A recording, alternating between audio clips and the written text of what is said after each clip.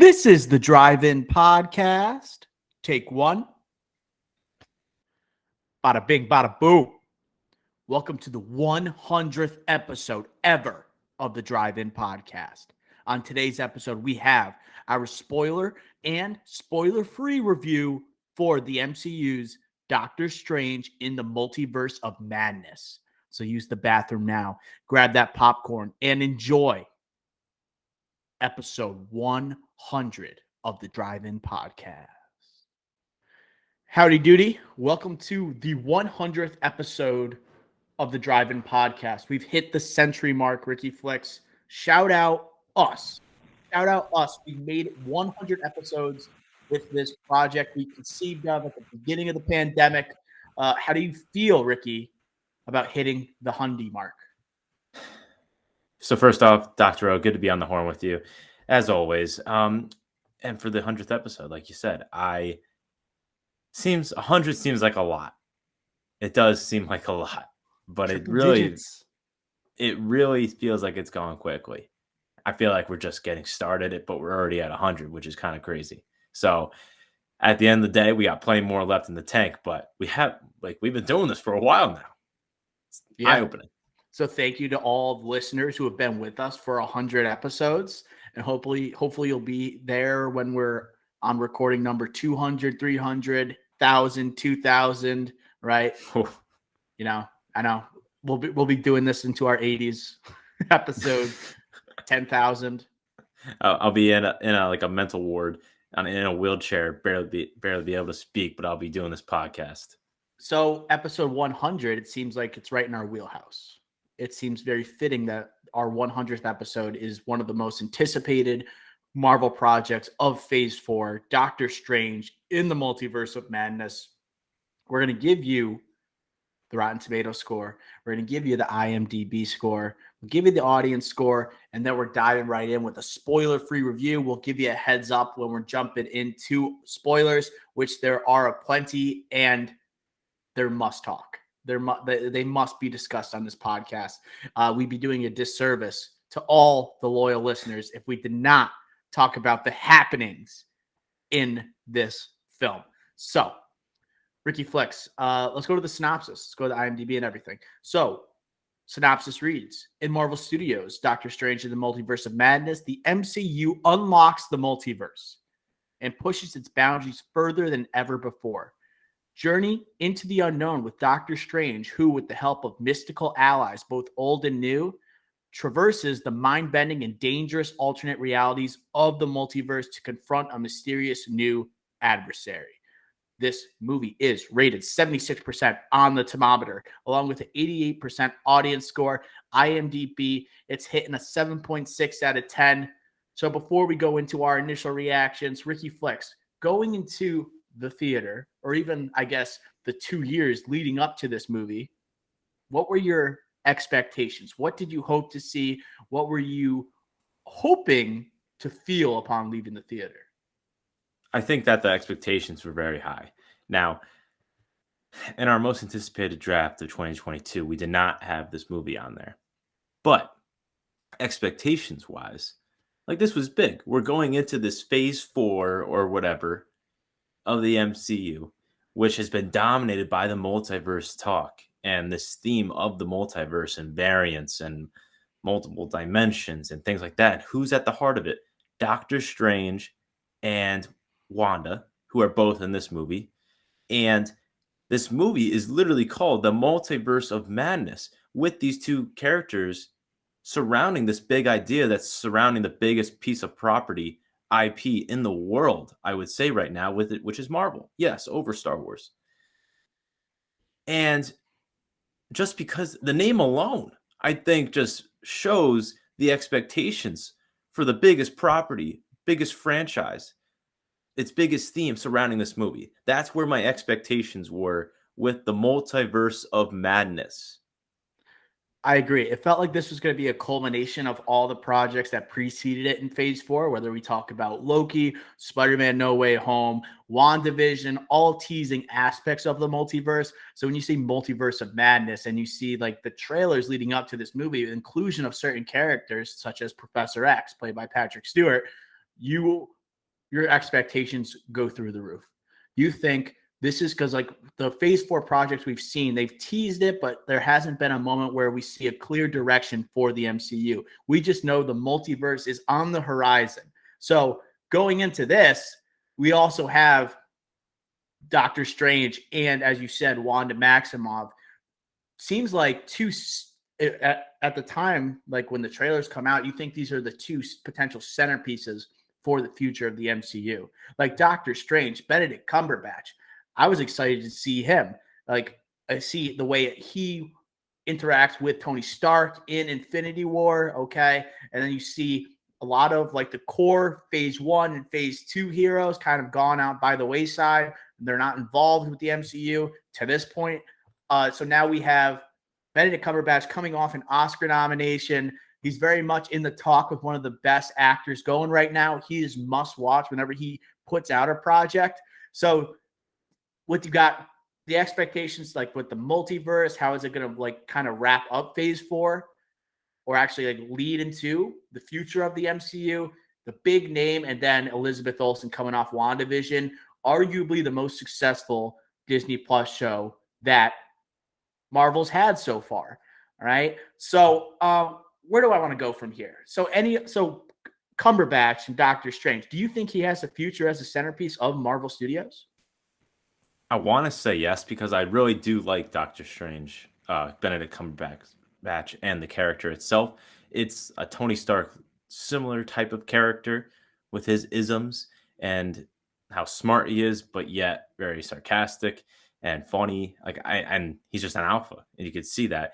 And I really do like that, and I think he could be a part of it. But I don't want to dig too deep here because I think that was one of the things after leaving the theater. What I realized is that he's still not going to be an Iron Man, a Captain America, a Thor. He's just, and it's not because of Benedict Cumberbatch. It's just the character itself. And I think this movie on a scale basis was, after what my initial comments, was kind of a letdown based off that. And going in the future here, without those major characters that I just spoke of, and it looks like Thor is more of a peacemaker in this next Thor. And sooner or later, he's going to have to hang up the boots or hang up the hammer, per se. So it's like, or put down the hammer. But it seems like they want him to be that, but I didn't buy it leaving the theater. Did you? Sort of.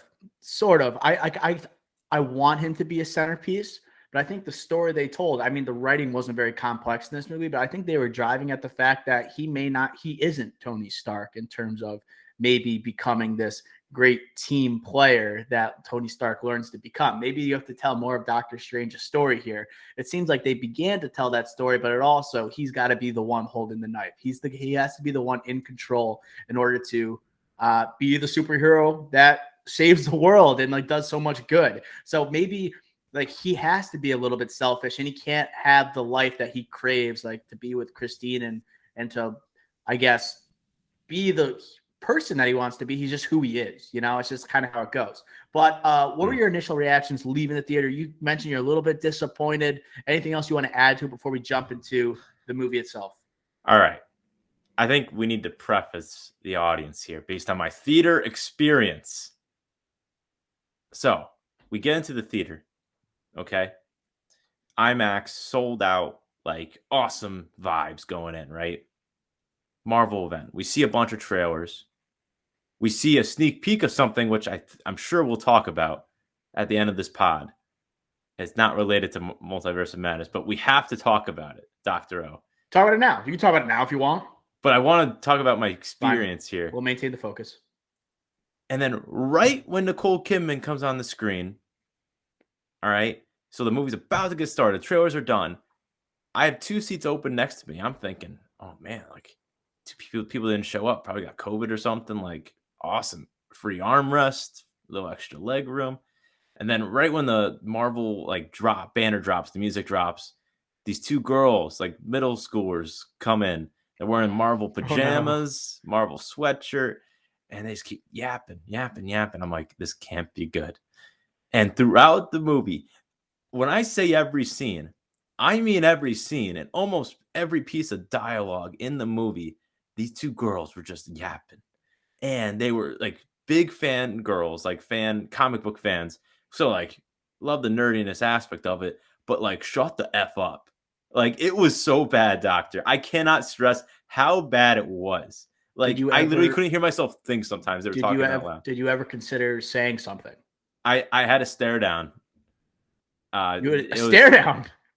it was during the Explain. I don't want to spoil anything, but it was during the second half of the movie during one of the crucial like Wanda scenes. Uh-huh. Uh and they kept yapping and like giggling and like talking about like, WandaVision. Oh my god, like I love her. And I just like looked over. I was just like You gave him the really? Wanda Maximoff eyes. And then after that, it simmered The down tilt until to the like head. yeah, I literally did the tilt of the head, and then it simmered Okay. down for a bit, but they couldn't contain themselves. It was awful. So like Right. at leaving the theater, I was thinking of that, just how bad my theater experience was, and then also the post credit scenes, which we'll leave to the end here.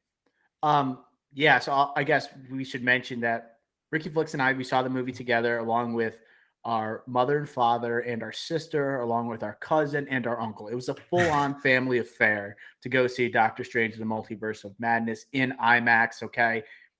Anticipation was high for the entire group, save for our mother and sister. So I was sitting next to our father, and Ricky Flicks knows when we watch a movie with our father, sometimes there is not a moment.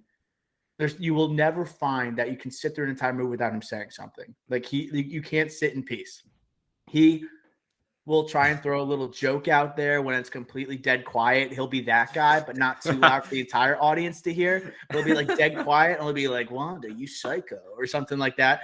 But there was a very crucial moment that I'll reveal when we go into spoilers, where there was a type of reveal, and then as like people were speaking, our father tried to make a joke, and I just threw the hardest elbow into his side, just saying, "Not now." Not now. We can't do this. Not for this movie. There is too much on the line. There is too much. I'm not tolerating it. I think I hurt his feelings a little bit, but I've made it clear. Like, if we're watching this, I'm not listening to you. I'm listening to Benedict Cumberbatch. I'm listening to Professor X. I'm listening to Wanda Maximoff. I didn't come to pay money to listen to you speak. But he's he's a funny guy. He'll make those comments, but I wasn't having it today. There's a time and place. When I found out I was sitting next to Dad during this movie, I was just like, okay, I'm gonna have to do some crowd control during this thing. Crowd control. I think I don't know. I would have sent a message to those girls. I would have sent a flat out like, this is not happening. You guys can stand in the back, get away from me. I have to mention in the spoilers, there was this one part with these girls, and I have to wait to spoilers because I have to set the scene again based on the scene. Everyone else in the theater was on a different wavelength than these girls, complete opposite ends of the spectrum. And I'll get to it in spoilers in a specific scene. But again, like that was my initial reaction. I guess with the movie itself, I was like, that was fun. I thought it was fun. And I was a little bit disappointed based on like what we talked about with scale and the multiverse of madness, and the focal point of this franchise is the multiverse, and this is like the center of that.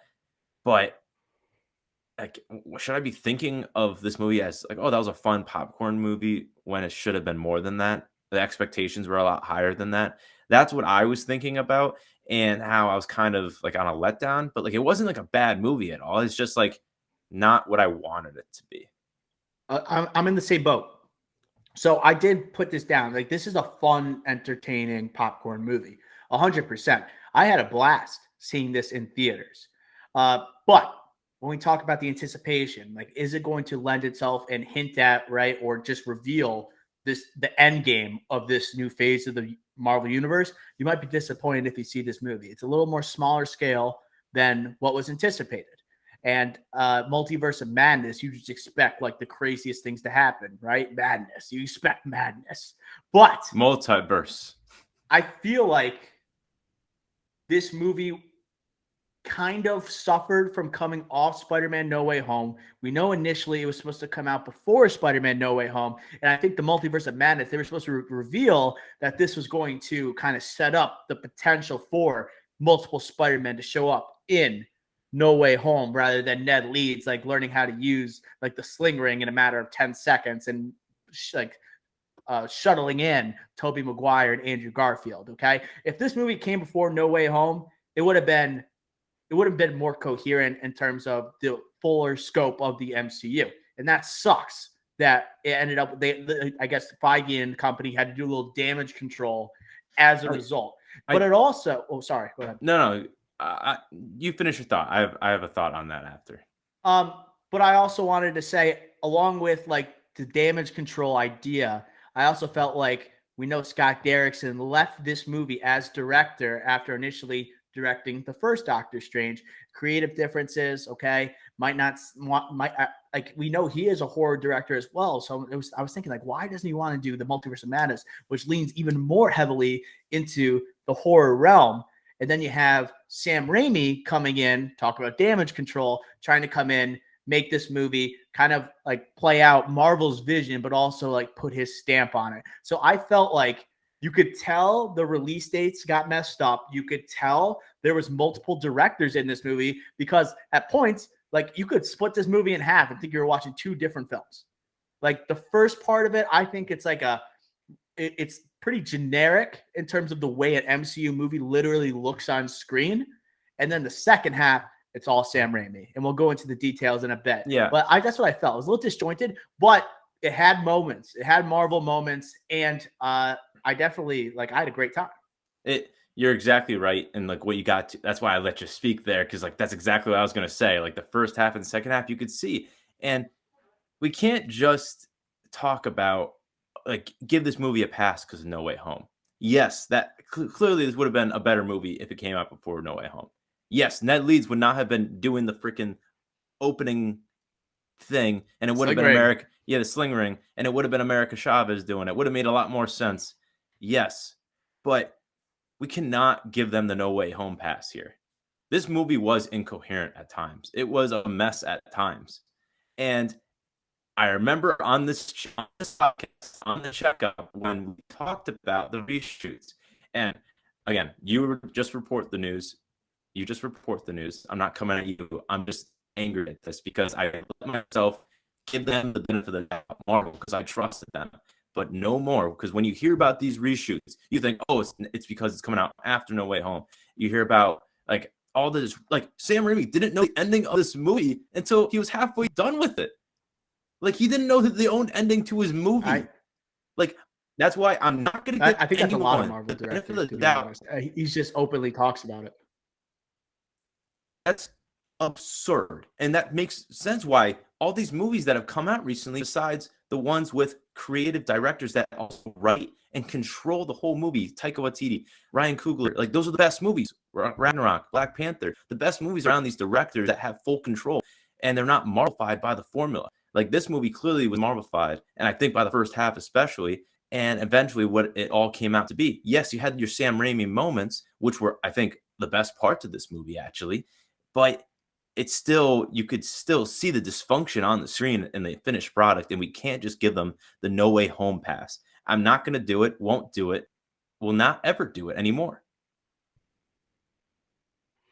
When it comes, you mentioned like the Marvel fine. We talked about that last episode when we did our Moon Knight recap.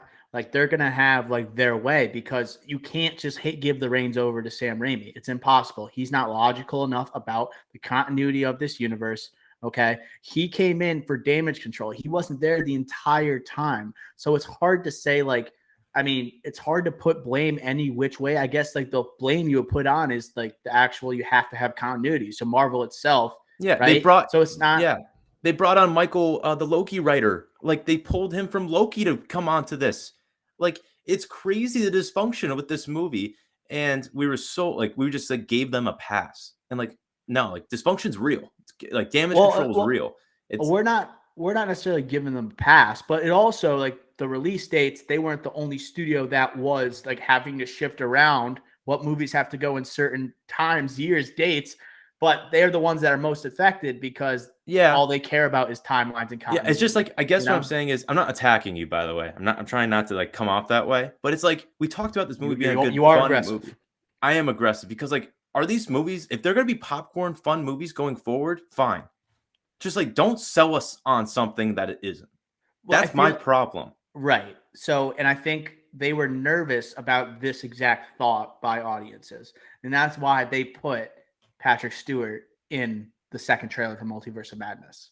They knew that people might get a little disappointed, might not see this movie, right? If they knew it wasn't what people were expecting in terms of the scope of the MCU, bringing it in terms of they hear from audiences that have seen it saying, hey, it's not like the next Endgame. It's not the next Infinity War. Don't expect all these different cameos.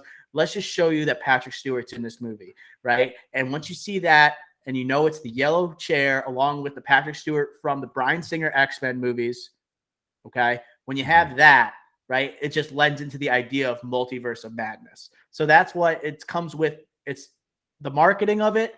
Like, it's just the way they had to do it in order to actually sell the movie. But I did want to bring about one more thing in terms of continuity, because this was the first Marvel project where it leaned especially hard on previous events, like almost completely on previous events with its villain, right? Specifically with WandaVision and any of the Disney Plus shows. This is where you found out that you actually have to have a subscription to Disney Plus to fully enjoy your Marvel experience in the theater.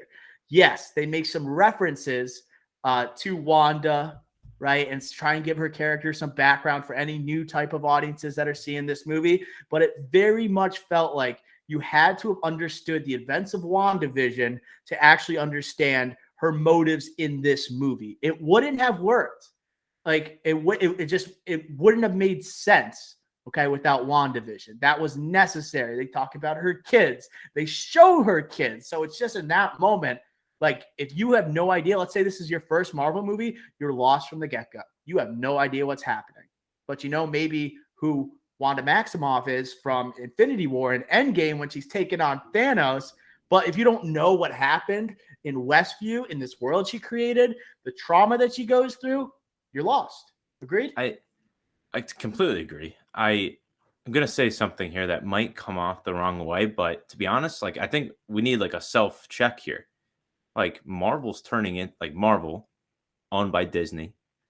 Disney is turning into Netflix. Like, they have to, like, this is such a smart business move to get, they're in the streaming wars. Like, they're competing for these subscribers, and they're just like pulling out content now, like pumping out content religiously right now. And they're connecting it to these huge events, Doctor Strange, Multiverse of Madness, like this huge scale that we were expecting. They tie it in with that. So now you're tied down to this franchise, and you're tied down to the MCU just as a whole, right? And you have to get the Disney Plus. You have to watch every single show. But after watching this movie, I will tell you, I'm like tired of watching these shows. After watching the end of Moon Knight, honestly, I really enjoyed Moon Knight though. But like, the finale was tough. Like, and then obviously with these shows coming through, it's like, am I gonna watch these shows? Like, I wrote them down here. Like, Miss Marvel, are you gonna watch that show? No. Like, no. She-Hulk. Like, maybe I'll watch the episode that Mark Ruffalo is in. That's it. That literally might be it. That one's more tempting for me, for sure. Armor Wars. Are we going to be watching Armor Wars?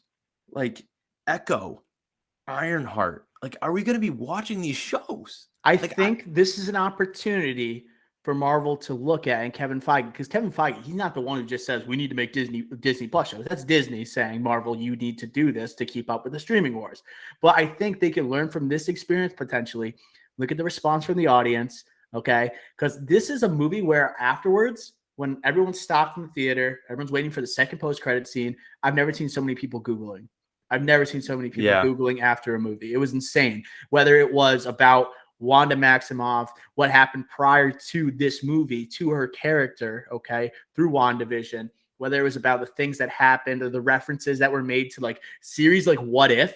What If had numerous references in this movie. I have not seen all of What If, and I consider myself a major Marvel fan. I don't mind it. I'm not going to spend all my time watching the What If series. So I think, which is understandable, Feige needs to go to Disney potentially and say, hey, there's a good chance, or I doubt like Disney's going to pull away from these shows, but you got to make them less connected to the movies. They can't be lenient on it because not everyone's going to see them. You know? I totally agree. And I think the other aspect of this is that I mentioned Netflix. Like they just have to look at what Netflix just did for numbers. Their quarter last quarter, like what they did at the beginning of this year. Like they struggled. I think everyone in the world knows. Like their stock plummeted. They lost subscribers for the first time ever by a significant amount.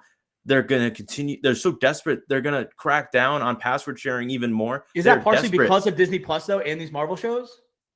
It's partly because of just competition in general, but it's also because they don't have good quality content. They pump out content nonstop, but it's not good and it's not keeping people with their platform. And obviously, you have Disney that already has content, right? And it's backed by a studio. But you have all these other streaming platforms that we talk about on a daily basis. It's just like they're right now they're getting in the Netflix mode where they're just pumping out content because they want to still compete in these streaming wars. Where it's like, no, that's the exact opposite what you want to do. You want to pump out content at a moderate level, but have it be just higher than what Netflix Apple does. TV. That's what Apple TV is doing. Apple TV, HBO Max, I think is the perfect. They have like 3 shows right now going, like an 8 o'clock, 9 o'clock, and a 10 o'clock show every week. They have like a regular consistent HBO. one, yeah, and then they release like they have the Flight Attendant Barry and Winning Time right now going, and then they have a couple other shows that Staircase just started. Yeah, exactly. They sprinkle them in, and they're all higher quality. That's what you got to do. Like Disney is doing the Netflix method right now. And clearly, just based off the beginning of this year, that is not the way you compete in these streaming wars. Netflix hasn't made adjustments at halftime. That's what they haven't done. They haven't made adjustments or they were too late. And that's when they're getting these IPs now that are finally they're able to afford. And right. So Netflix was like the first streaming service that really took off. But now it's when you have these other studios with these major IPs, and then they also have like the notoriety of these certain studios, right? Making these projects, people are just going to flock to those instead because they're higher quality. I agree. But I did feel like literally, if you had not seen WandaVision, you would have been left out. If you hadn't seen What If, you missed some key references that really would have made your experience that much better. This isn't a spoiler. It was in the trailer, but the loudest applause. We had applause in our theaters. I'm sad to say we had like literal bunch. I thought we were going to have a standing ovation at one point when Wanda first appeared. When Wanda first appeared on the screen, the crowd went bananas. Bananas. They go bananas. And that is not because of her appearance in Endgame. That's not about her relationship with Vision started in Infinity War. That's because of WandaVision, right? And then along with that, okay, Captain Carter, right, who shows up as one of the members of the Illuminati. That was in the trailer, so we're not in the trailer. Yeah, in the trailer, not spoiler. Nope. So in that moment, that was probably the second loudest cheer I heard. Was Captain Carter. So like it shows people are sticking with the content, but you're losing the everyday common man viewer. That's the thing. That's what you're in danger of. But I think they're okay with losing that person because so many people are devoted to seeing these movies and shows. But I agree. I think you'll still keep but if you're losing people like us, that's not good. People that have a podcast about this stuff, that's not good. And I think WandaVision's different because that was literally the start of COVID. Literally the start of COVID. The start of Disney Plus. Everyone's jumping on Disney Plus. Everyone staying in their homes. And it's the first show. It's the first thing after Endgame, really. Like that really was the first thing. Everyone was clamoring for this, right? A year off of Marvel shows. Yeah, like we were clamoring for that. So we can't like put that in the same perspective. And then from that higher quality show, you bring up Falcon, a What If series that you don't really know, right? You didn't even watch it. You've watched like all of it. And then you have Hawkeye. All 3 of those, not critically successful, in my opinion, but definitely like you're coming off a high quality to lower quality like that, such a significant, consistent drop off. And then I just read off all those shows that are coming out this year and next year, where it's like those aren't looking like they're going to be good. They look like similar to a Falcon and Hawkeye more so. So it's just like, where are we going from here? Okay. Yeah. So we'll talk about the future. I think also when we go into the spoilers too, can we talk about specific characters and how we see like Marvel, what direction they're going in. But I want to talk about Sam Raimi, the guy who took the reins from Scott Derrickson after he leaves the project due to creative differences. You talk about how this movie felt like 2 different ones. One felt like a very generic type of Marvel film, It had even like just like the look of the sky, the time of day, like everything. It felt so generic at the beginning of that movie. The comedic lines, like one after another, it felt like they were trying to fire off as many jokes as they could in the first 40 minutes. It was. I thought that a lot of them were funny, but some of them definitely missed. The second half, I thought I it was vastly more entertaining. The visuals, you get like the Sam Raimi camera work, you get the zooming in on the faces, you get the homages to other horror type of films. It felt like literally a film, half of the film that belonged in the horror genre. Moments with Wanda, I don't want to go into too much detail, obviously, but gruesome. We got brutal deaths, almost like as brutal as Marvel can be with their deaths and as gory as they Yeah, can be. But it as definitely that's it a good had, way to put it. and then along with that, it has jump scares at times where like I don't even know if I'd recommend a parent to bring their like let's say 10-year-old to go see this movie. It's questionable for sure. Right. And so that's to me for a Marvel movie to have half of it like go that way, that was kind of troublesome because like you would kind of fool like a 10-year-old with their parents like in the first half of this, and all of a sudden you had that second half, Boom. it's going to be like, whoa, it's like hitting a wall. Literally felt like two different directors taking a hold of this movie. So what do you think about Raimi and how he did with the horror aspects? Did it live up to the hype? That also was a part of the anticipation, was is this going to be the first ever horror movie in the Marvel universe? Yeah, without going into spoilers, like it did live up to the hype, I would say. No, actually, just the way I'm saying that, no, it didn't, I guess, but like it was expected, I guess, what happened, like you said. And what I'm trying to say is that the hesitation comes along with what you were saying with we got it, but like would we have wanted to see a little more edginess, a little like because this wasn't gory at the end of the day, but like using that word, like you said, like we could have made it more. We could have.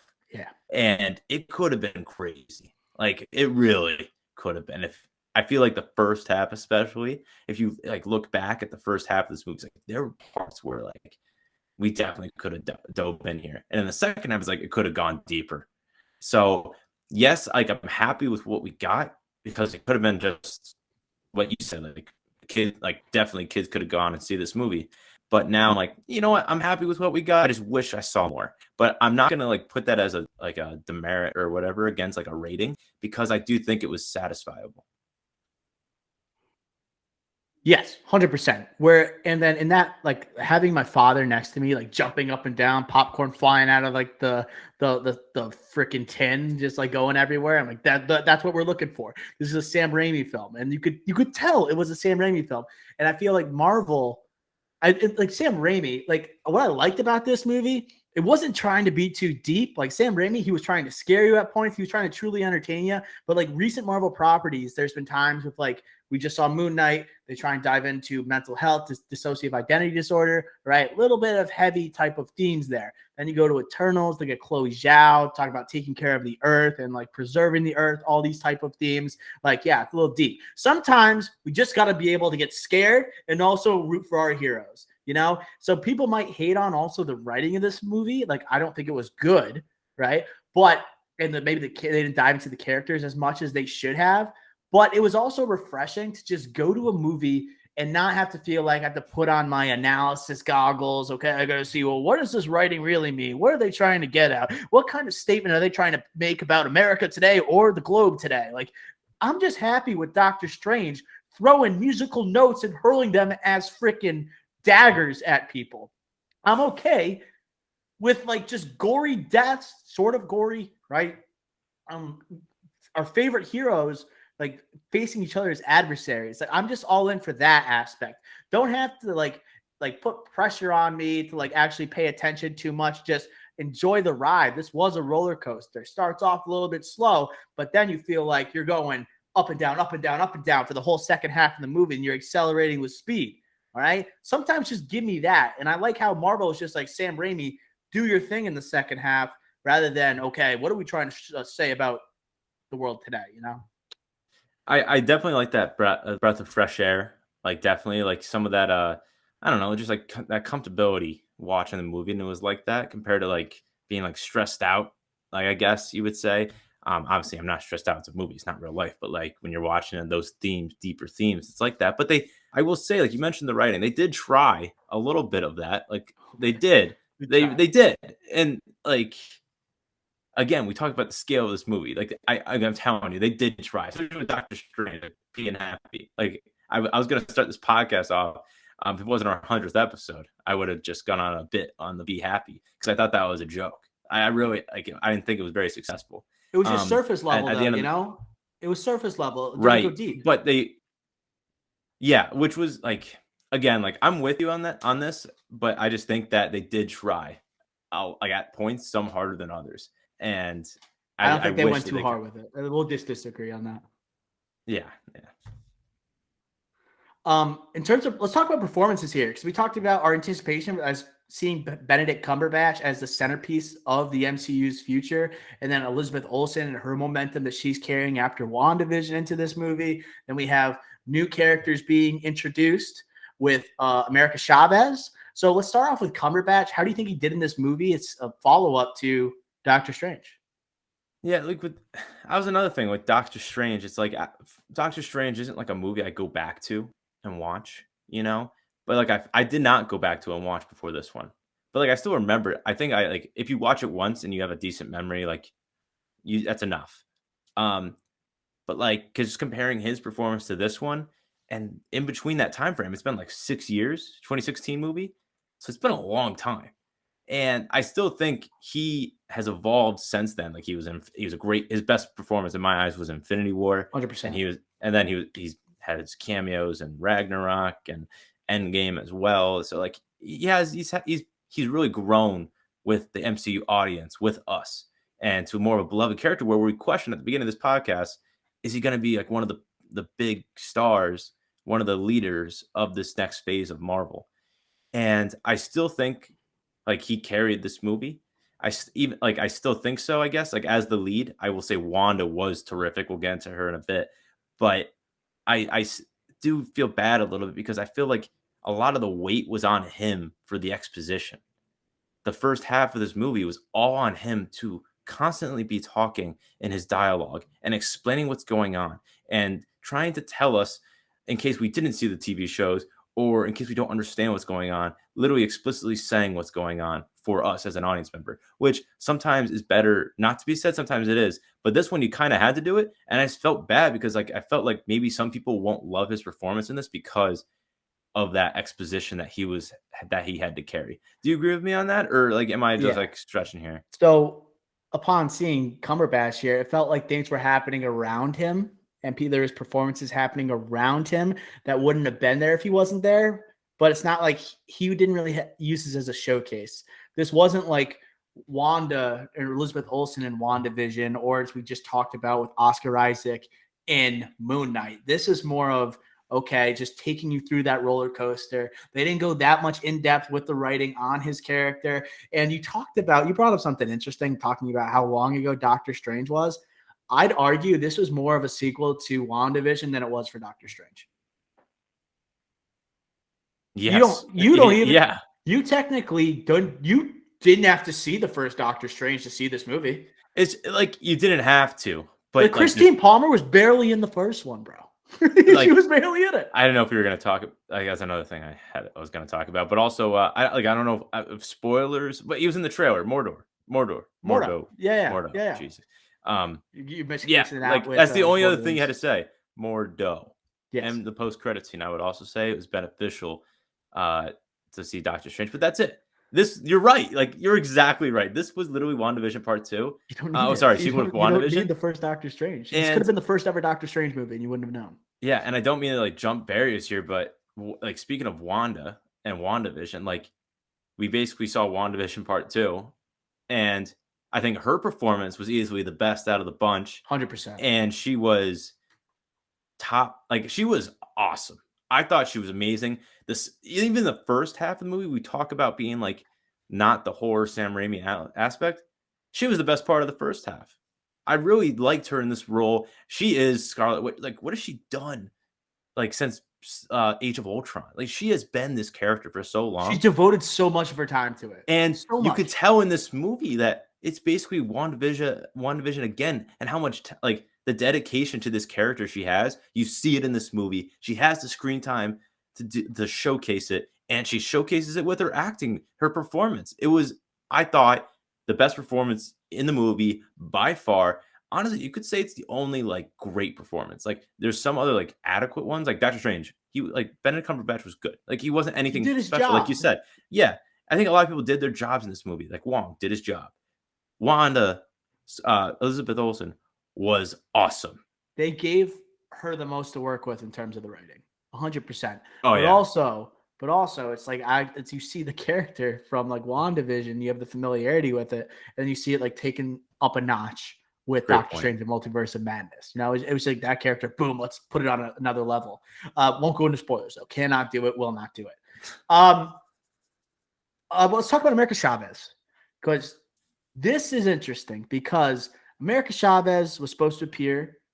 Well, she is in Doctor Strange Multiverse Madness. She was going to make her debut always in this movie, but was going to be a key piece in Spider-Man No Way Home, which I find very interesting. So instead of, we mentioned at the beginning of the podcast, Ned hurling a sling ring, it was going to be America Chavez punching through different universes, introducing different Spider-Man.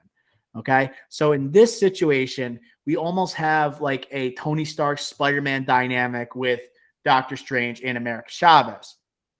To me, I don't think it had that same level of connectivity. It didn't seem like they had that same type of bond, or at least they tried to make you believe it with America Chavez, like embracing Doctor Strange at the end of the movie, towards the end of the movie. Like to me, it didn't have that same feeling. I also don't think America Chavez had a ton to work with. I'm going to mess up this actress's name. It's very hard to pronounce.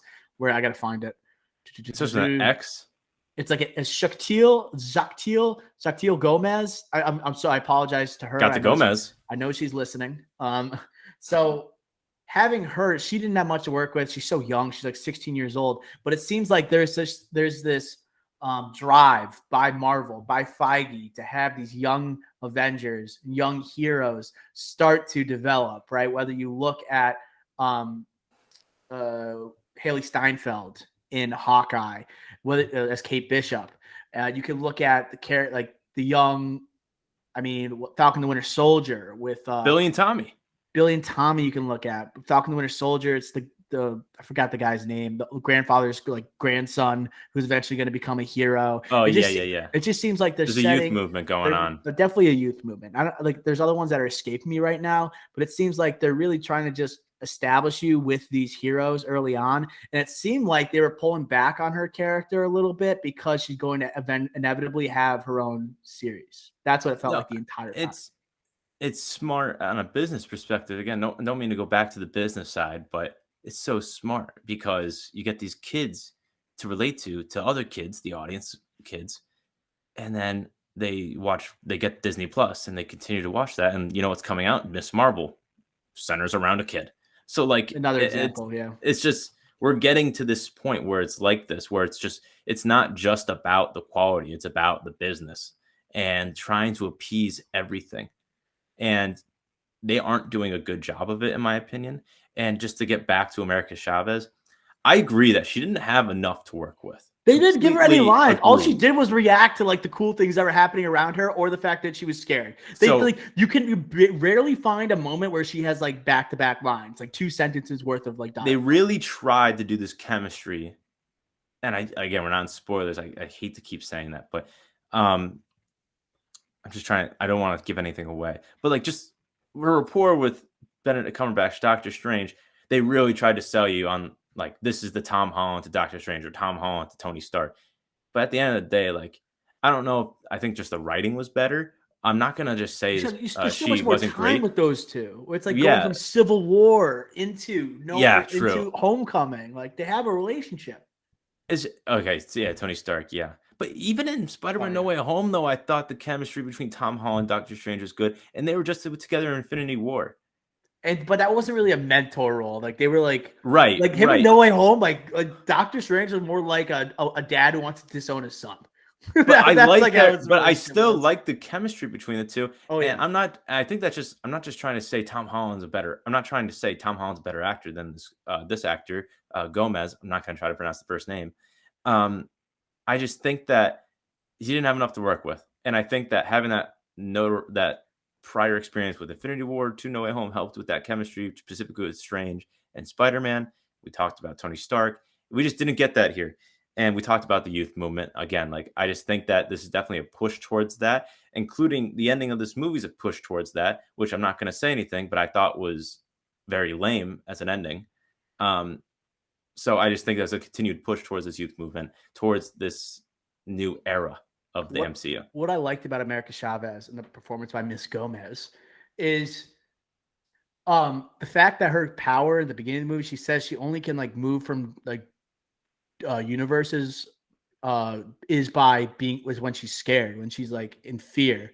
And like, what was the whole second half of this movie? It's like her being hunted, right? I'm not going to say by whom or whatever, but it's just like, it's her. And like the audience is like being scared half the time as well. And like, it kind of made sense. That's when she was It was very cool. Be able to go from dimension to dimension or universe to universe. You know what I mean? Yeah. Rachel McAdams, any thoughts here? So we see her, Again, I really feel like she was just there. They try and give her like some emotional weight, like towards the end of the movie, but the chemistry is not really there. It's unbelievable that we have Rachel McAdams. Like, when we hear that she's going to be in Doctor Strange next to Benedict Cumberbatch, I remember like we were together. Like, I literally said like, "Wow, this is awesome." Rachel McAdams, like, she was let's wait for this call back here, Doctor. She was the only good part in season 2 of True Detective. She was amazing. Yep. And she's an amazing actress when she wants to be. R.I.P. Taylor Kish. Oh God, let's not do that today. But I was watching Friday Night Lights highlights this morning, which is crazy. What could have been? But okay, going back to this. And then she gets in Doctor Strange. She was in like that chemistry between her and Doctor. We just talked about chemistry. Between her and Doctor Strange was not there because she was barely in the movie, and when she was, it's just wasn't good. And we're next time we see her is in this movie. It's been 6 years. Again, I said Doctor Strange, 2016 movie, not very rewatchable. You don't go back. You don't go on Disney Plus to go click on Doctor Strange. You don't do that. So we don't really remember it well. So then when the first scene of this movie, or one of the first scenes of this movie, we're not spoiling anything, is what happens. It's like, what? Like, okay. But then like when you carry throughout the movie, it's like that you don't feel that weight with Doctor Strange or with her. Like, you don't feel that because the 2016 movie was a failure on that aspect, the Christine aspect. She was barely it was here. She just wasn't in that movie. Like, she was in the beginning and she was in the end. Like, she wasn't in the movie. It was all about Doctor Strange's journey and going to Carmartage and all that stuff. And it just like, she wasn't in the movie. And again, our prediction, which is probably the only one out of our 10 that we can't like judge today. It's like, will she be in the MCU again? No. No way. And like, that's not a spoiler. Like, that's literally not a spoiler. I'm just saying, like, no matter what happens in this movie, like, just can't be, because they don't give her enough time. And I'm not saying she deserves it. Like, it sucks because it's Rachel McAdams. I feel like you could recast her in a role and people would be like, yeah, fine. We don't care. Like, put her in a different role. Like, you know. Like, honestly, recast her in a different like part of Marvel. I'm cool with that. Like people are probably thinking like this is a chance for like her to come back, like Natalie Portman as Jane Foster or something like that. And then when you see this movie, you're just gonna be like, maybe it's for the best. Maybe it's for the best. Let's throw out some scores here before we jump into spoilers, so we can go non-spoilers for quite some time. What do you give Doctor Strange in the Multiverse of Madness, Ricky Flex? So yesterday we were talking after the movie, like we were having a couple pops after the movie with our uncle and cousin, and like we were doing like similar, like this the same wavelength of what we're talking about now. But like, I just hate like all being at one side. So, like, I was playing a little devil's advocate, so I threw out a score yesterday that I didn't fully mean. So like so don't take that in consideration. But I'm gonna go 68. Wow, Jesus Christ. You said, so this is like so different from dinner last night, because what we do is have these recaps. We do our debriefs. Like, we had dinner last night. We went to our local Applebee's that's right next to the theater. Shout out Applebee's, a fine establishment. We go there, have dinner, and then after the movie, our uncle's like, Applebee's? And we're like, yeah. So like, we go up to the hostess, like, we're back. I play devil's advocate. We have a couple beers, and of course, our uncle's like, he likes to break down the movies. Me and Ricky Flex, like, we kind of like are reading each other's minds. We're kind of playing mind games. We're like, what's he going to say on the podcast? What's Dr. O thinking? This is that. And then I'm like, I said my score. Then Ricky's like, like our cousin said 81, and Ricky Flex was like, I kind of agree with that. I like that. And then he said, I think the thermometer predictor, the tomato score got it right this time at 78. Then he dropped a 68 on us. This guy, Devil's advocate. People. I hate just all like. I love two sides of an argument, Doctor. You know, we have a podcast because of I wrote down my number in case you got the same one. Well, clearly that this is different because you had something different last night. But Same again, one. just to defend myself for a second before, like I really did like this movie. It was a popcorn fun movie. It was an adventure. Like it was fun. It was a good movie. 60 is not a bad score either. It's just like I was expecting to go 88 before seeing this movie, I guess is what I'm trying to say. And it just didn't bring in that scale didn't bring it in for me. But this was a lot of fun. We'll jump into the spoilers in a second. What do you have? 73. I'm sticking with the score I gave last night. I'm starting to you got to know what movies are, what they are, you know, like what is their goal? Did they accomplish their goal? I get it from like a movie making perspective, like it's going to have weaknesses, but also this movie had a lot of strengths. Like the performance from Wanda Maximoff, Elizabeth Olsen here, really good, top tier, like one of the best I think I've seen in an MCU movie, to be honest. Going beyond that, I take into account theater experience and like, did it have you like basically jumping out of your chair? Did it have you reacting to scenes in a way you wouldn't in most movies? This movie had that. And although the second half far outperforms the first half, right? And it feels a little disjointed at times.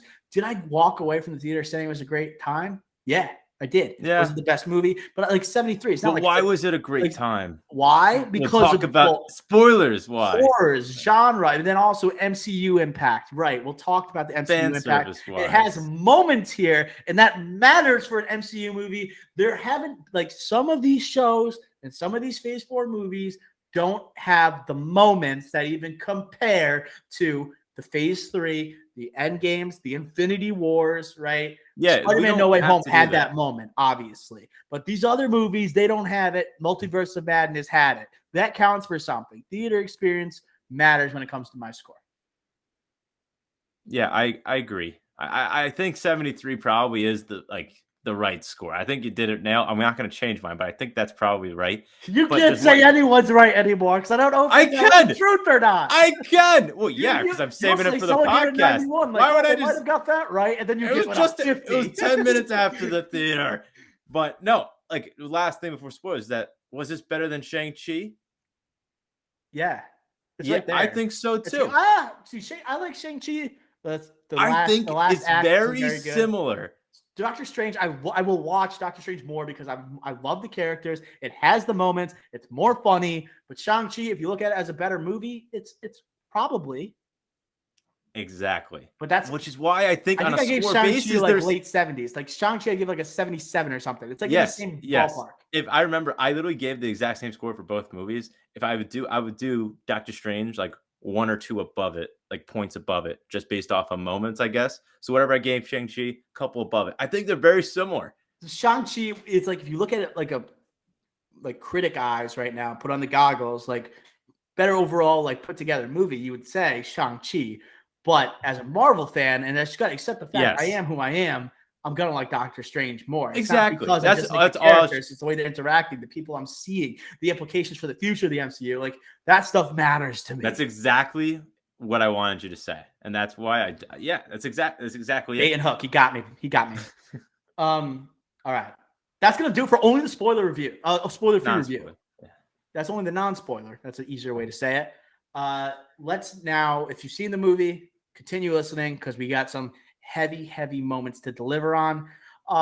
So let's get on to the spoilers. Take 2. Spoilers. Let's do it. Ricky Flex, you got to talk about it. The moment. We're leading off with it. You might want to. You probably will. No. We're not. That's not what I was going to say. We're saving that one. Okay. Where we're starting off. Jesus, you thought that's what I was going to lead off with? Come on. I know I owe you an apology. You'll get it later on, sort of. It's going to be a half. There's only one way to start. You're right. We have to talk about the Illuminati. We have no choice. This was, my second favorite the best scene part of the movie. My second favorite scene Probably the best. We see Baron Mordo, right? Part of a different universe. First of all, a Mordo that is nowhere. There's no mention of also talk about the connections to the first movie. We have no idea what Mordo in the 616 universe is doing whatsoever. Like he was in the goddamn post credit. Do you remember that? He was in the Yeah, he was post killing credit. that guy. He was killing the original guy that told Doctor Strange to go to Nepal or whatever, and Right? It was said, on and it was then like a he's like, "Oh, I'm newscaster or something. Mordo. Yeah, Yeah. I'm coming for it all, baby." And he's like, I was "Nope, not being and seen so again." we got Doctor Strange going to this different universe. Forgot what number it was. The 616 is where like the snap happens and everything, just for reference here. They go to like 800 something universe. 818, Eight, 836, something like that. So Mordo is 38. there in this universe. Doctor Strange there's a statue in front of, I think, the Baxter building, which is what obviously Baxter building. You think of Fantastic Four, you think Reed Richards, you think Sue Storm. So for those who don't know, like that's where the Fantastic Four are. So when he goes into this building, like obviously Doctor Strange in this world has passed away, and there is this new group that is like basically their version of the Avengers in this world, right? The Illuminati, and there is a variant of Christine Palmer who works for the Illuminati. Doctor Strange is confronted with this group. He is basically being charged with like, okay, he's crossing over your different universes. He's basically looked at as a threat in this universe. So Mordo, with some dreads, long dreads and a receding hairline, brings in Stephen Strange to confront the council, the Illuminati. And who is sitting on the council? We have Anson Mount playing Black Bolt. Black Bolt and it's the same Anson Mount who played Black Bolt in the failed Inhuman series on ABC, the first ever Marvel show that was attempted, right, by Marvel Studios, the first ever show. Along with Anson Mount, you have Lashana Lynch as Captain Marvel in this universe. She is Lashana Lynch from the original Captain Marvel. She was also in the recent James Bond movie, the new 007. She is playing a variant of Captain Marvel. Along with that, you have Captain Carter, who is obviously from the What If series. In that moment, the crowd went bananas when we saw her. And then we know Professor X in the yellow chair coming up, right? Basically the leader of this group. He's like the Iron Man, ipso facto Iron Man of the Illuminati, like the leader here. And then Mordo. And finally, the big reveal, Reed Richards, John Krasinski playing Reed Richards on this council, wearing the Fantastic Four suit.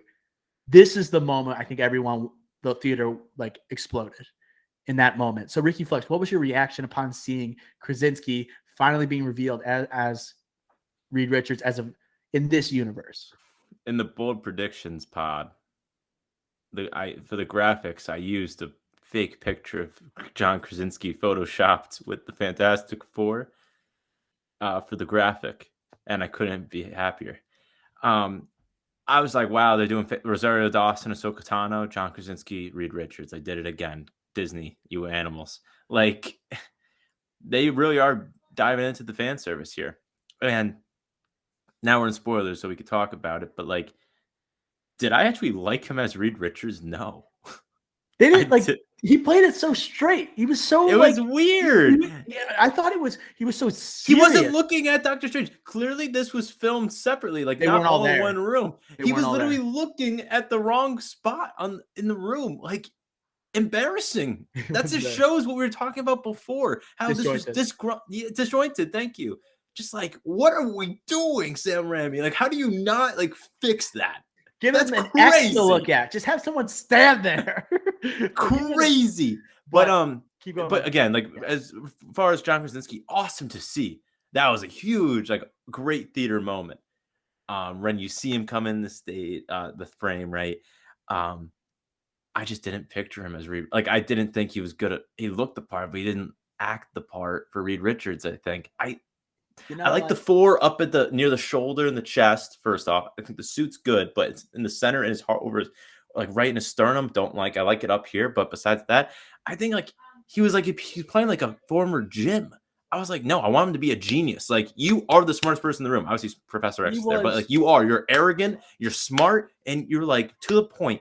You're not like this guy that's everything's gonna be okay. No, like get to the point he was a here. dad. Yeah, He like was a very Quiet Place similar. let me tell you, he was very rigid with his performance.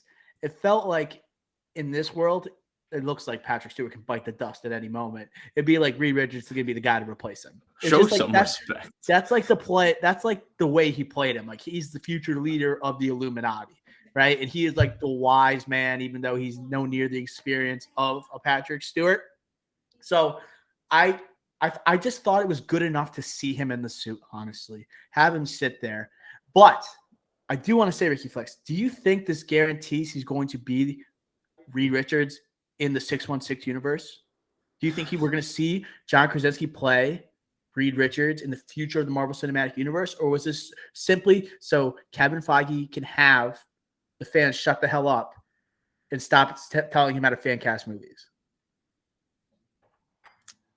I'm not going to guarantee it, but I believe he will be Reed Richards going forward. Me too. It makes too much sense. Why go through the hassle? Why make a new suit? Why do all of this? Why take up his time when he's, John Krasinski is more than just this character. He's literally running a franchise in a Quiet Place. Like right now, he's very busy. Jack Ryan, like, why do this if it's just going to be a one-time thing? Now, saying that, obviously, you could take the other aspect saying he is busy. This is just a cameo, but we are getting a Fantastic Four movie confirmed, right? So we are getting it. And this confirms that John Krasinski's Reed Richards is in this multiverse. It's not going to be a separate project. It will be within the MCU. And it's confirmed that within these multiverses, all these people look the same. This Doctor Strange is consistently Benedict Cumberbatch throughout. Wanda Maximoff is consistently Elizabeth Olsen throughout in every single version of the multiverse. So that just makes sense for John Krasinski. Immorto as well. Christine. Everyone's the same actor. John Krasinski will be the Reed Richards in every multiverse.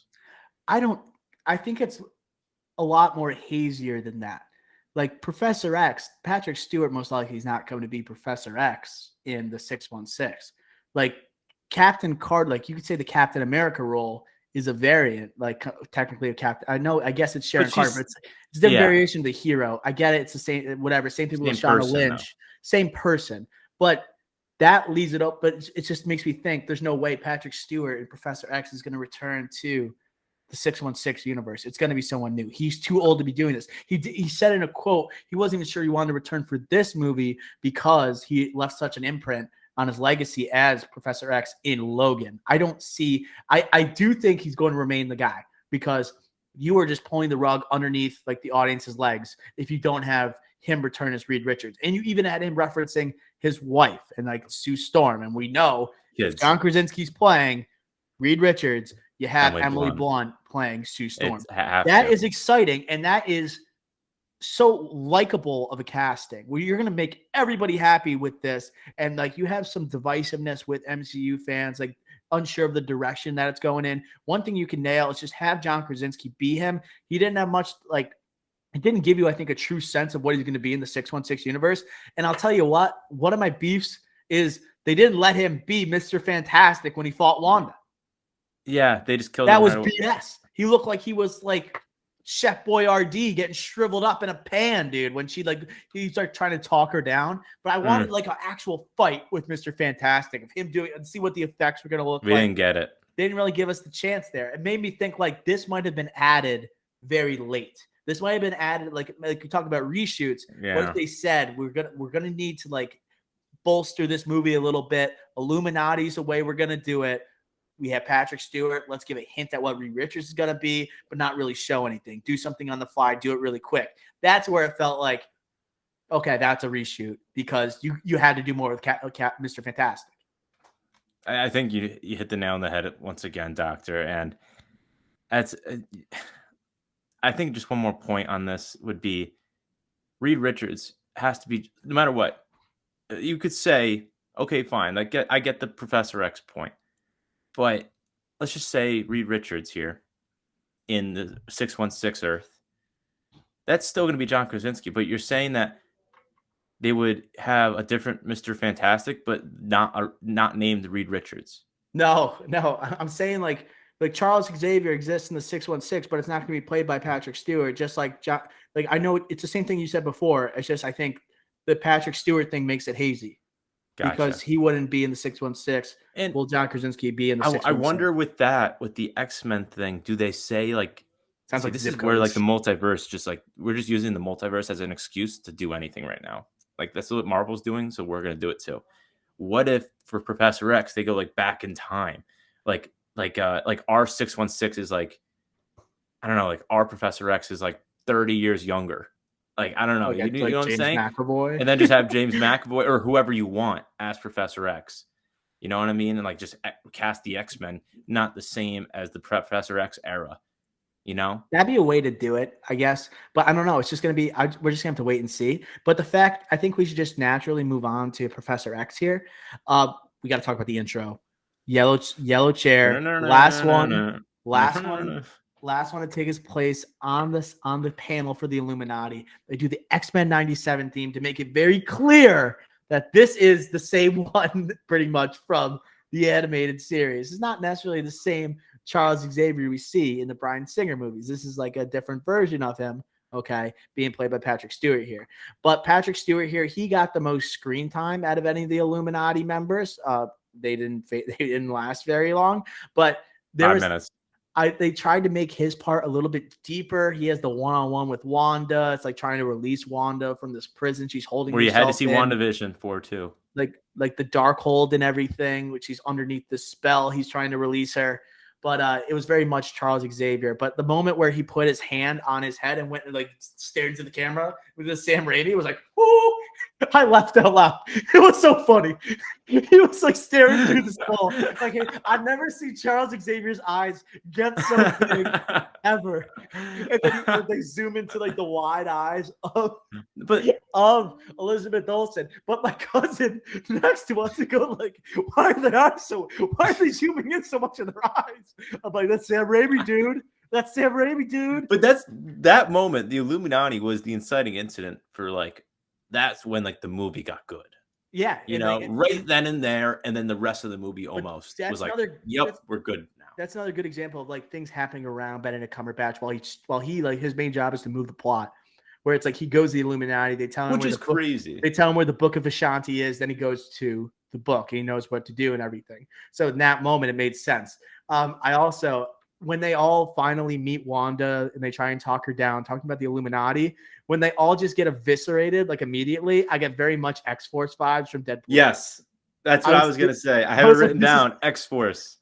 And I thought it was like unintentionally funny. Like they were trying to show how powerful Wanda was, but I couldn't stop laughing. It was hilarious when Captain Carter goes like, "I could do this all day," and her accent, and then she gets like, we talked about like I tried to say these are gory type of deaths, bloody. When she takes her shield that absolutely goes through her whole body and splits her in two. But they don't show I cackled laughing. I think I was the only one in the theater laughing. No, I was laughing too. I know I did like a fist bump because I hate how we keep referring to all these lines.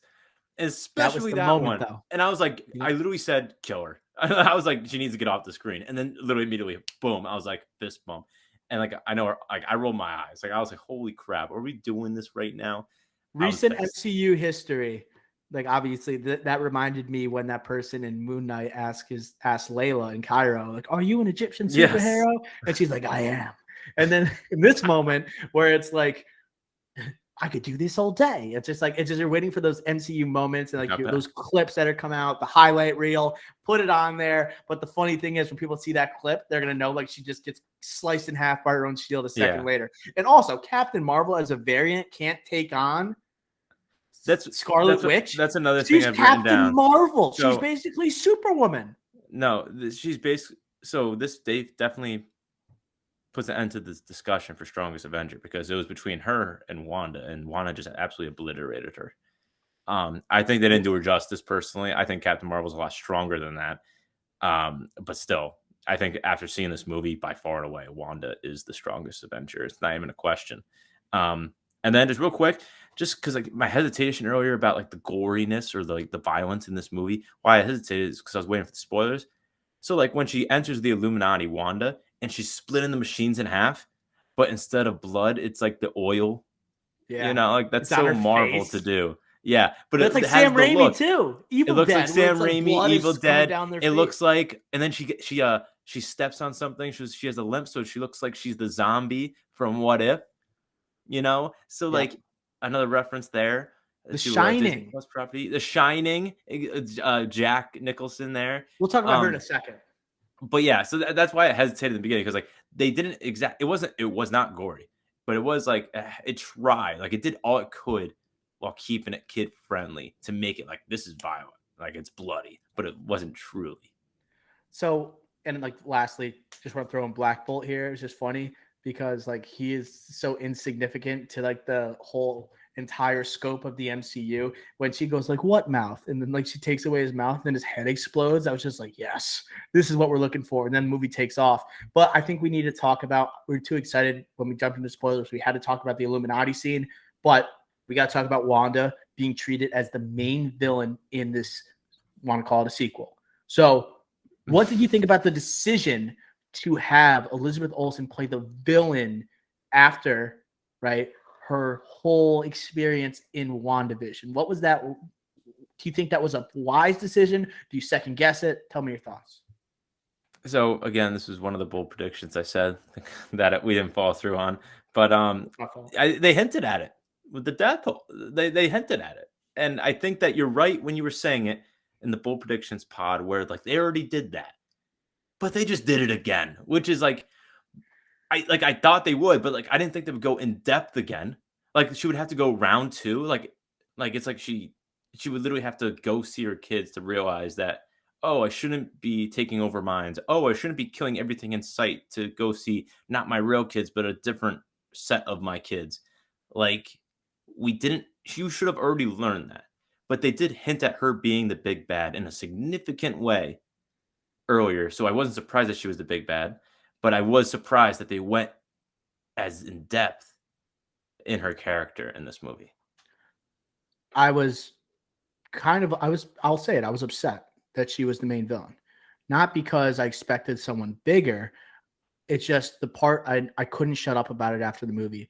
The fact that she's talking about missing her kids, even though like she kind of like reconciles with herself at the end of WandaVision. She says goodbye to her kids. It's all about her getting over the loss of Vision.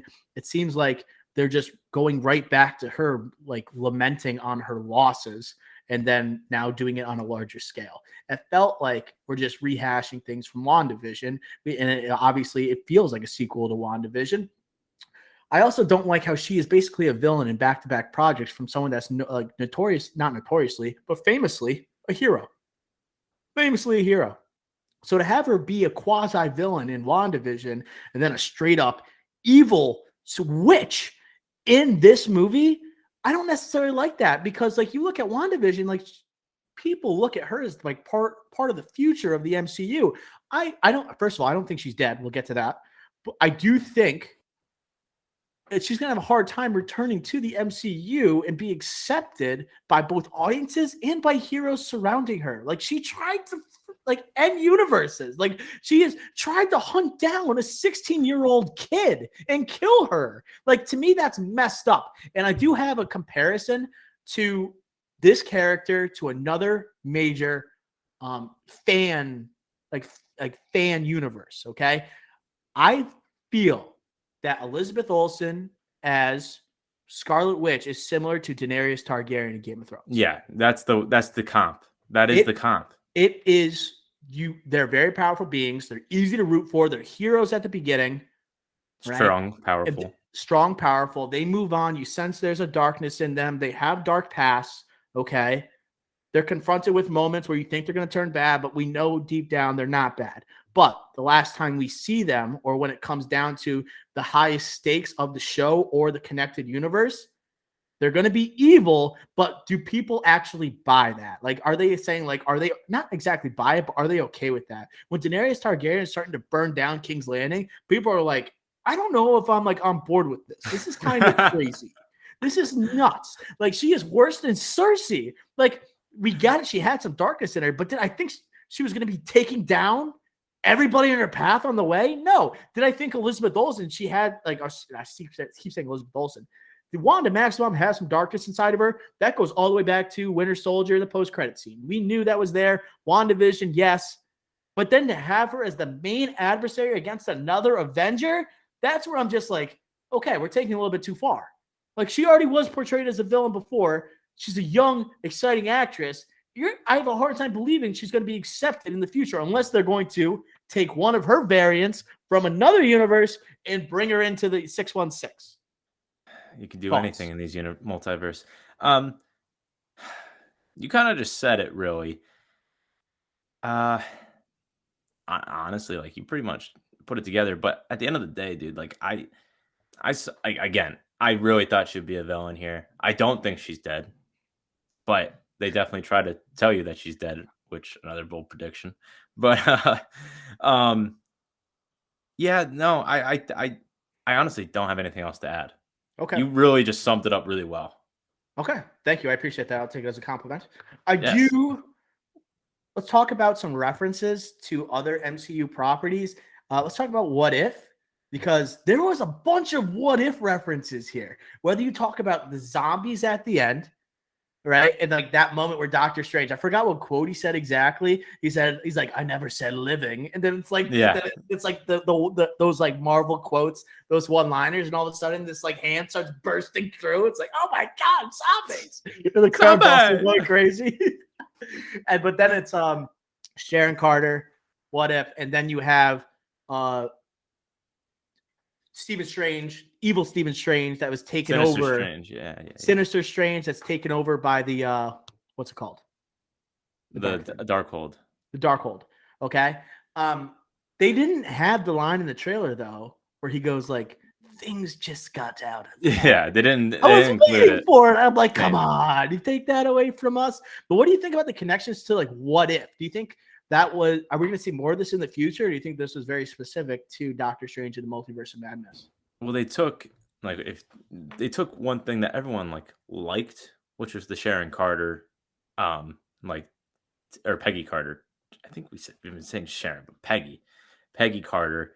Like we've been using that. Like, I think that wasn't a strong episode of What If, but it's like a memorable thing from it that people take away from it. So they included that. And then they included the two best episodes, like references to the zombies episode, which was one of the best episodes. And then the best episode, which is Doctor Strange's Focus episode. And my thing is that I think the Sinister Supreme was let down too. I did not particularly love that scene. I did not think the throwing notes, I thought it was creative and whatever, but I just don't think, I wanted to see some crazy stuff from Sinister Strange. I wanted to see what we saw in What If. And this is where the expectations come in again, where we see a third eye, we see the Darkhold take over, we know how powerful he is, but all he succumbs to is, we'll just do the same thing as 616 Doctor Strange is doing and throw notes back and forth with each other. No, let's get some dragons. Let's get some crazy stuff going because you're that powerful. Did not show it here.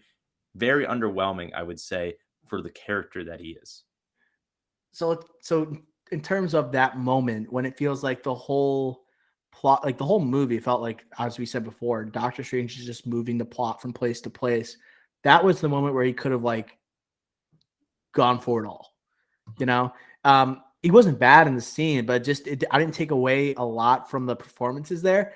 I did call me crazy, but I did like the note throwing scene. I think a lot of people did. I'm definitely in the minority there. When that happened, it's just the fact that we had our little debrief afterwards at Applebee's, of course. But we talked about that scene, and to me, I compared it this is something you would see in an Edgar Wright film. It's you feel like that's a Scott Pilgrim type thing to do, to start throwing notes at them, and then it's playing out the score or the theme of the movie. That's pretty cool, like Danny Elfman's theme. So I like that. It. The music was good. Michael Giacchino's Doctor Strange score, that's good. I just didn't see it fit the tone of the movie, though. I really didn't. Well, let's talk about the tone a little bit, because I meant to talk about this with the non-spoiler part. It's very much a comedy horror. That's the type of movie we just saw. But it was not like a comedy horror where it'd be one thing after another. It was more like a comedy in the first half and a horror in the second half. It wasn't a nice blend of the two. That's why I think the tone didn't exactly work, because it felt like you like Death Proof, where it's like cut into two different parts. Like I felt Yes. like that was this movie. Like you could have had like a 70s slasher style or like whatever type of movie, like hazy screen cut, and then the Illuminati scene. And that's when Grindhouse, the yeah. movie's like it's split in two completely. But in terms of like the horror at like the second half of this movie, I loved. I thought it was so good. I loved the point where the homages to The Shining, her traveling down the hallway. She's got the Unbelievable. limp going. Very good. Our dad next to us was just like, "She's the freaking Terminator. She's the freaking Terminator." He kept saying that. And I'm like, shut up. I'm like, dodging him. She is not T-1000. But like she was legitimately scary. Like when she was staring you through the eye and her head tilt, I was like, that looks like head tilt's Jack so good. Torrance. That's Jack Torrance. Like she's literally taking like traits of famous iconic horror villains and putting it into a Marvel villain performance. I'm just like, this is sick. This is sick. And like we've seen like Marvel try and go into like genre filmmaking before, okay, with some of their types of movies. Talk about like Spider-Man with like that high school comedic romp.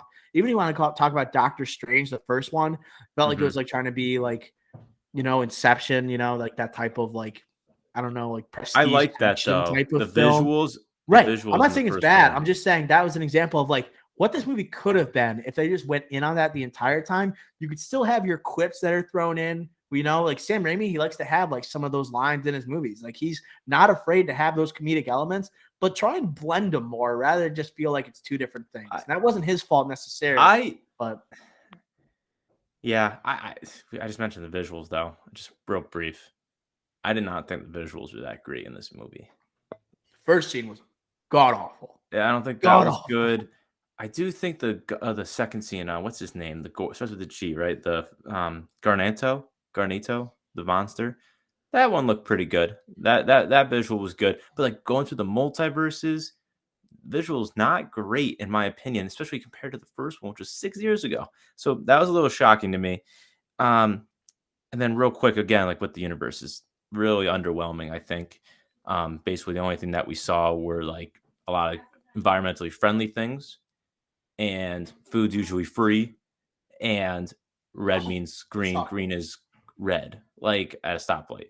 Very underwhelming for a multiverse scale movie, multiverse of madness. We did not see any madness really until the Sinister Strange, but like there was basically nothing. So what I think hurt this movie was Everything Everywhere All at Once too. It wasn't just the change of release dates. It's the multiverse movie that came before it that was so great at showing these other different worlds, other versions of people. And this one, he only went. Doctor, yes. They talk about Multiverse of Madness. He only went to 3 worlds, technically 2.5.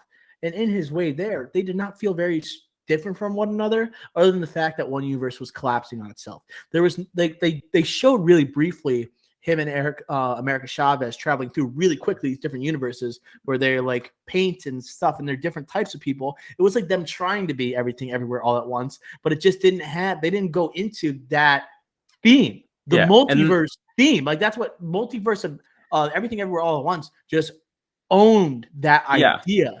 And this was just like, this is kind of the setting that we're working with. We're going to different worlds type of thing, but it didn't own the idea like that movie did.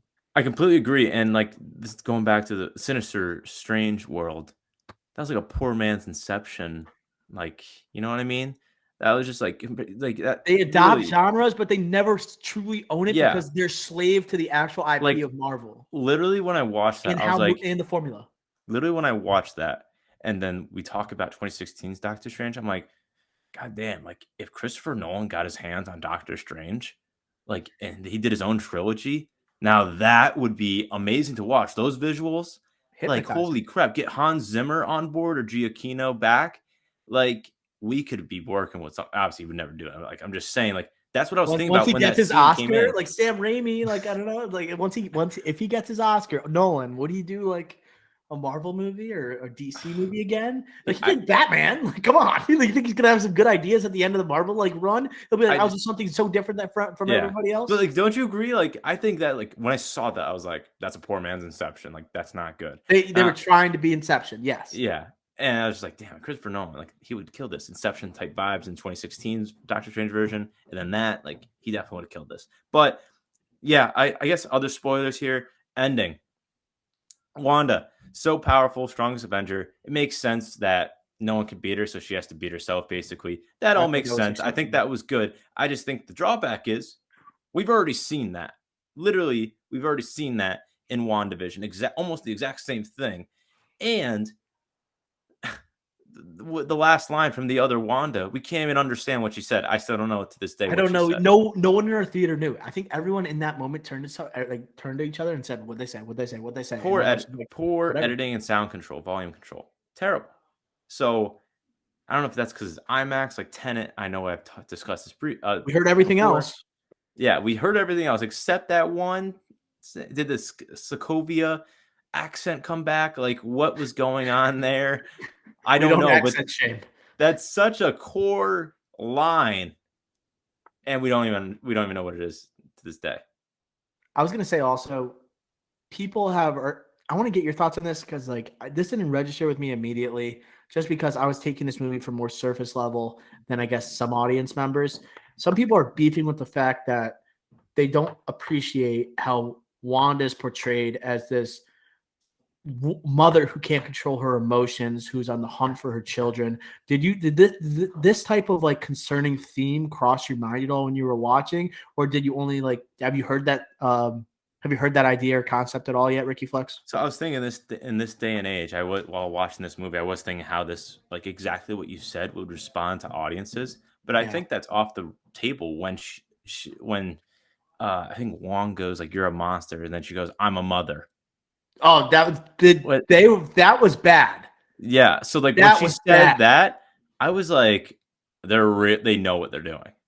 So then when they know what they're doing, and it's such a powerful performance, I'm just thinking like, I think people at the end of the day, even the people that do think that this is a movie, she's a villain. There has to be a reason to connect this character to this madness. But she was initially a hero. That's the thing. But you said that, and the reason why I was hesitating is I wasn't going to say this, but now I'm going to say it because like I know we're running long here. But she is a villain in the comics, like Magneto's daughter. Yeah, what? That doesn't make her a villain. She's historically a villain. She's an Avenger. But she is a villain in the comics. No, she's married to Vision, another hero. They're Avengers. Yeah, but she's also later comics, House of M, 21st Century. She is that's a Magneto's daughter. But like America Chavez is relatively new as well. But the fact that she is, are you telling me like Scarlet Witch is more with the heel turn than a hero? Like traditionally, comic books. No, not in this. But you would have her in back-to-back projects as a villain after being traditionally a hero. I told you. As a villain. Can you like they didn't even do like Bucky Barnes this dirty when he became the Winter Soldier. They didn't do him that dirty. Hey, I don't know. I told you she was going to be the big bad. But like she's juicy. Like she's too juicy of a character. But it makes me think like the audience went nuts when she came up on screen. Oh my god! Right? Yes. But like the fact that this happened in this movie, are they going to have the same reaction if she shows up again in the MCU? Are they going to be like, "Yay, it's Wanda"? Are they going to be like, "Oh my god, she's back"? This is the perfect time to go back to the beginning of this podcast with the girls next to me.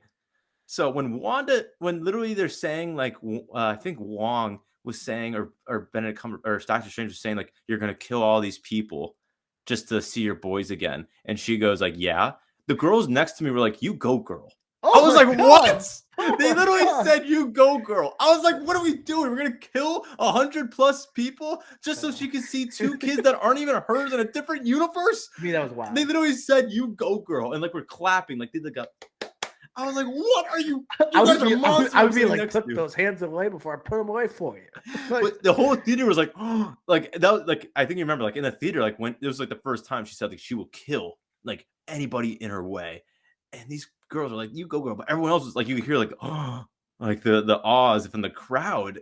except these two girls were like, "You go, girl, I clapping." don't think like people are gonna respond the same way to Wanda now, and I don't know if that's a good thing for the MCU. It's just because I But think she had a lot of hope. will it potential? Yeah, I don't know. Maybe give us a pathway towards the X-Men, though.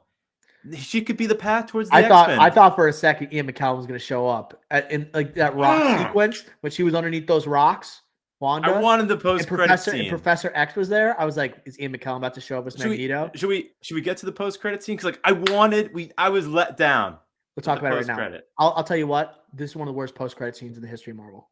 Terrible. He was just walking down the street and a portal opens. It's like, come on, there's nothing special about this except for the fact you have Charlize Theron entering the Marvel Cinematic Universe. But it's not even like that big of a deal when a new actress like that shows up, because I've gotten to the point where I've run out of characters I don't know that aren't in the universe except for the X-Men and Fantastic Four. Like she's playing Clea Strange.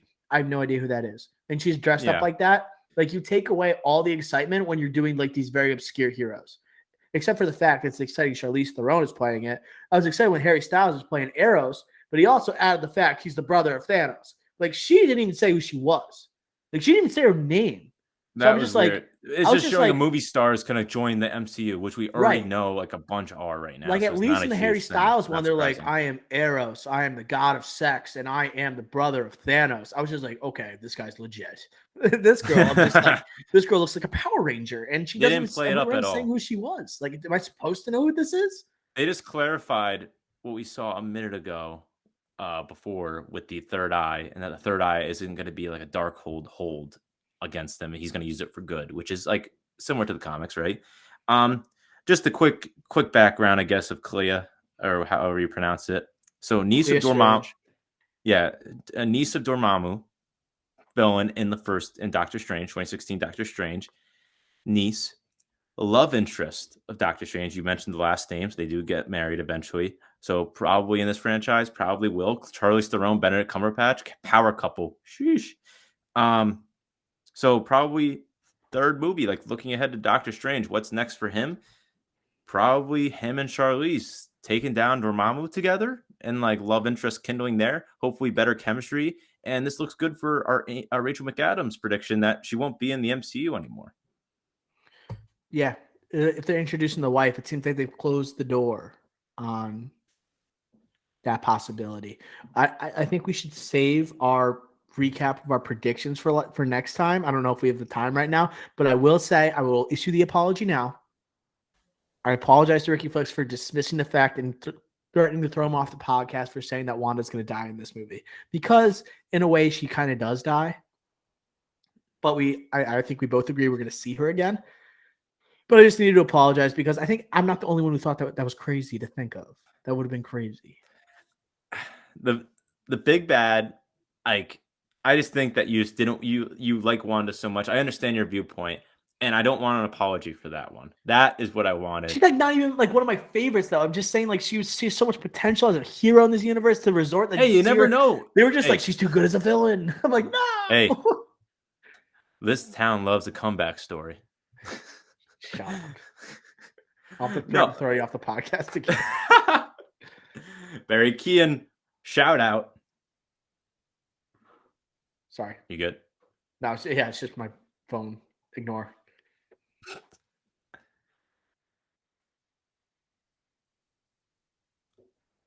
Oh, I thought you were saying something. No.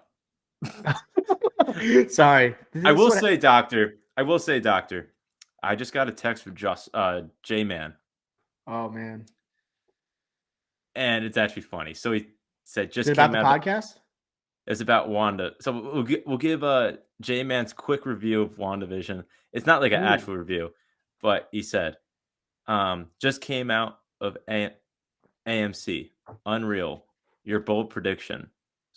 Wow. And then I was like, so you liked it. Recording pod right now. And he goes, loved. Last post-credit scene was such a tease, but hilarious. Feel like they played it right, having Wanda defeat herself because she was unstoppable.